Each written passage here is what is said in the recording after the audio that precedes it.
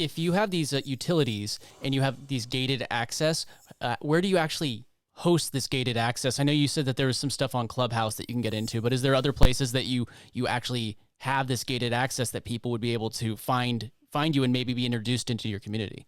For me, it's really 3 places. We use Clubhouse, we use Discord, and we use our membership sites. So Clubhouse for us, we gate stages based on how much Gary coin you have. If you have 1, you get on a pretty substantial amount of stages. And at certain points in time, like we may run some things for people in my accelerator program, which have to have 250 Gary coin. So I could run a mastermind publicly on Clubhouse, but you could only get on stage if you have 250 Gary coin. So we do that. We do our Discord. So we have private chats and private channels in Discord. We have a huge public community. So what I love is I actually like glass walls. So I like walls, but I like them to be almost made of pretty clear glass. So you and I are here talking. Everybody else can see us. They can get the information. They just don't be involved in the conversation. So we kind of have a bit of a glass wall here. I like to build that in my business. So I like to let people get into the community and see all the stuff and know there's something going on behind the walls. They just can't get in. But if they want to, they have a really crystal clear path to do that. So we use Discord, but now we're building a lot of other paths. We're unlocking, we use a membership site called Searchy. So we're unlocking Searchy that will be gated based on Gary coin and based on NFTs. We're working with the event team that runs the virtual event for Tony Robbins. So we're going to be able to use an NFT to unlock access to a virtual event. So that will be there, and that'll be a gate. Now, those could be either one-off NFTs, or that could be more of a universal NFT. So a virtual event company, for example, could say we have an all-access pass. Any of our virtual events, if you own this NFT, you get access to all of our events. Or you could buy a special Tony Robbins NFT and get access to Tony Robbins events. So we're working on basically as many gates as possible in the Web3 to enable creators to gate whatever content they wanted. In my most ideal world, if you wanted to gate this live and let everybody watch all of our little blunders and all that stuff, you would have been able to do it. And if they would have bought your coin or your NFT and they got access to watch us interact and engage, the unedited version, that's worth something to your fans. And to me, that's really cool. Yeah, I think that was one of the key things that I really got from you when I started, watching you, listening to you, was that you don't really have to pay for, it's not so much about paying for the information, it's about paying for the community and the connection. It's like having access to people. And it really cleared up for me personally, like, oh, well, I put a lot of stuff on YouTube. Why would somebody pay me if I put this content up on YouTube? Why would they pay me a membership or a community? It's because they're not paying for the information. They're paying for me being there to answer their questions and being there for them. So I think that's the key thing, that like with a creator, you're not so much just paying for the information, you're paying for that connection and that relationship. Yeah, and you're paying to ask the question. You're paying to, and I don't want this to sound odd, but you're paying for space. Mm-hmm. So you're paying for attention from the creator.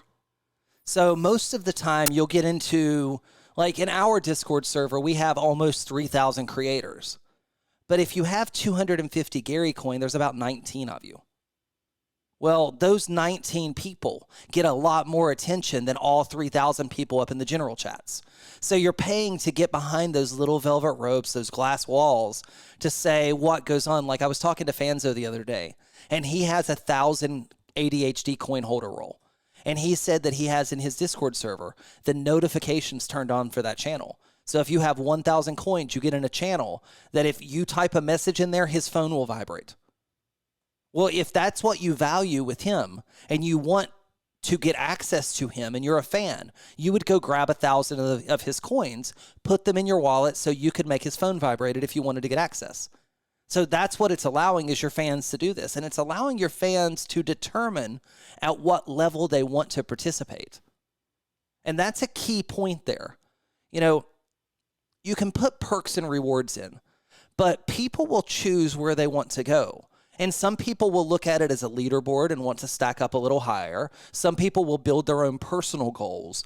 But when you have a currency like Gary coin or your coin or the ADHD coin or the music coin, it doesn't matter. But when you have a currency, it's like you can just keep stacking those over and over and over again. So when you sell a coaching program, for example, it's like, are you going to buy 12 licenses to my coaching program? Probably not. Are you going to buy my course 18 times at $2,000 a pop? Probably not. But if you're a supporter and you're leaning in and you get some more access, you may buy a little bit more Gary coin every so often. You may just come in and say, oh, I got a little bit extra money this week, I'm going to grab some. And you might want to take some profits out every so often too. So being able to do that is really, really, really important through that process, in my opinion, as well, Jonathan. And I know that you're not just doing this with just Gary coin, you're also doing it with the NFT project, which I think is really cool that this is a brand new, we're in the Wild West of it right now, but you're able to give access just by people holding this particular NFT. So we've got two things that we're playing with. So we launched a giraffe tower, which is a big community project for me. It's my goal with the giraffes is every creator will have a giraffe in their wallet at some point in time. Now that could be one of their giraffes from the tower, or it could be one of our babies. Now those giraffes cost money. They're going to pay. Right now it's like $1,500. The utilities though are quite insane. Like our giraffes got access to a live event with Suzanne Evans and Larry Winget that would have cost $197, and they got access just for owning a giraffe. We have Tower Talk scheduled with BT, which is a Grammy-nominated musician, with Brian Fanzo, and then the community.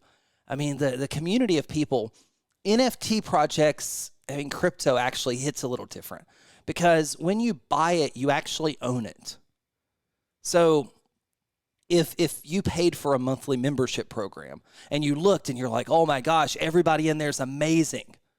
Well, all of those people, if they decided not to pay next month, then you're still paying because you maybe signed your contract. And none of those people are there anymore. You don't have amazing people. When you buy the NFT, you only pay for it once. And you get the access to utility for forever because you own it forever. So I've been able to launch the Giraffe Tower. We moved almost 1,200 giraffe in year one. We've locked them all away, and we'll move more next year and more until we go through what will ultimately be 10,000 giraffe. Did you know that we have a Discord server? Come and join the conversation about things like entrepreneurship, monetization methods, YouTube, blockchain technologies, and more. See you over there.